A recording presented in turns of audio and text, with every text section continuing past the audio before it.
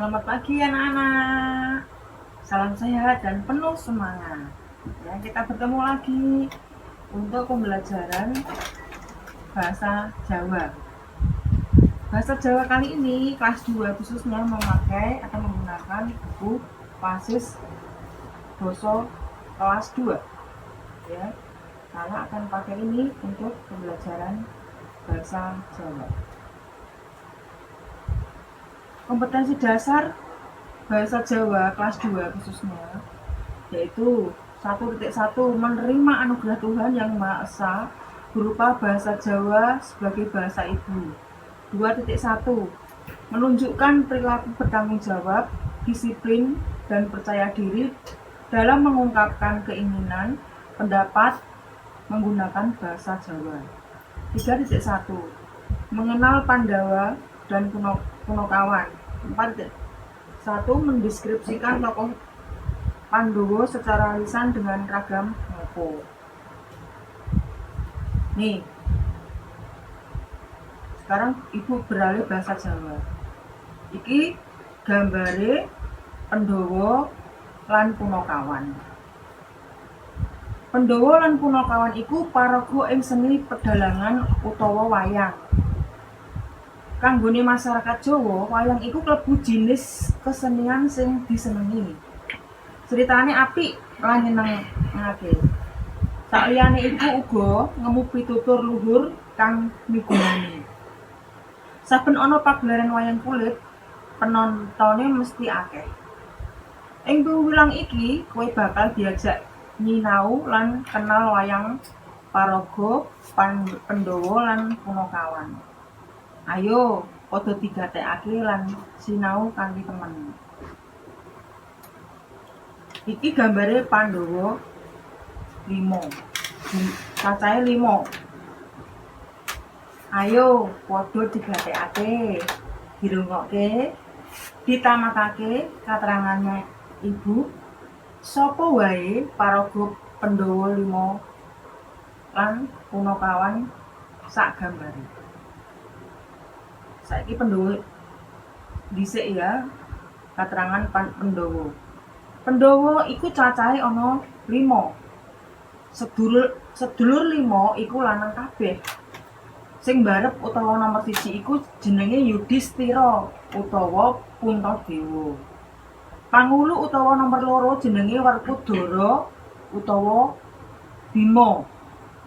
Dene sing tengah utawa sing nomor 3 iku jenenge Arjuna utawa Janaka. Nomor 4 jenenge Nakula, nomor 5 jenenge Sadewa. Lah, Nakula lan Sadewa iku kembar.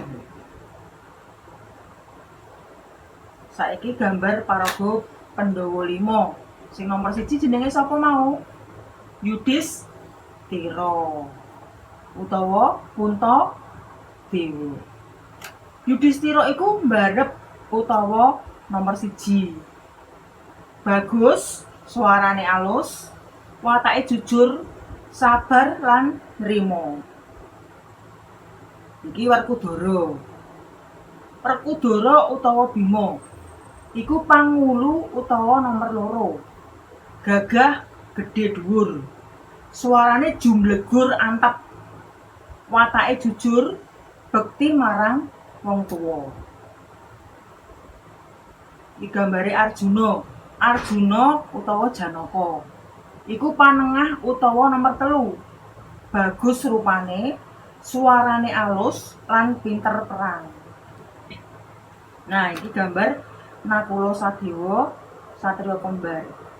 Nakula Sadewa iku nomor 4 lan 5. Nakula Sadewa iku kembar. Rupane padha baguse. Bekti marang wong tuwa.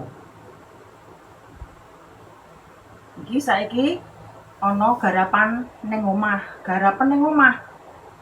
Ayo nggathokake. Iki contone Nakula.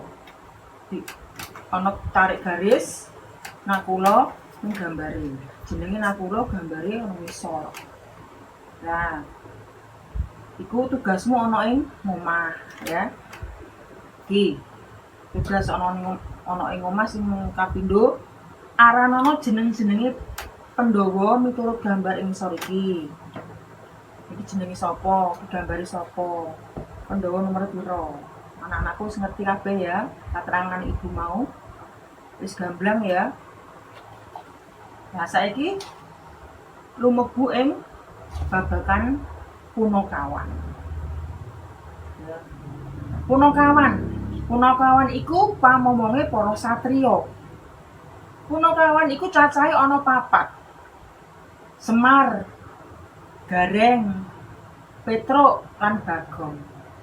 Semar iku bapake Gareng, Petruk lan Bagong. Gareng iku anak mbarep. Anak nomor 2 jenenge Petruk. Dene sing nomor 3 utawa ragil dhewe jenenge Bagong. Punakawan iku sabar lan seneng guyon utawa lucu. Iki Semar. Semar iku awake lemu, bunder. Mripate sipit. Irunge pesek. Watake sabar lan setya, seneng guyon. Iki Semar. Saiki Gareng. Gareng iku awake cendhek. Sikil lan tangane cacat. Tangane ceko, yen mlaku sikile deglok utawa pincang. Irunge gedhe kaya terong. Watake sabar lan setya. Gamane arit. Iku gamane diselipke nang mburi. Gamane arit. Petruk. Petruk iku awake dhuwur. Irunge dawa banget. Watake sabar lan setya. Seneng guyon. Gamane petel. Bagong. Bagong iku awake lemu, bunder kaya Semar. Nanging awake Bagong luwih cilik.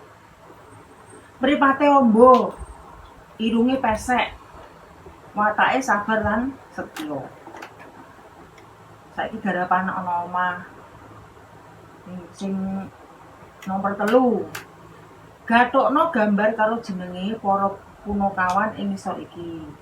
Contone gambar Semar iku iki ngisor ana tetenger Semar, gambare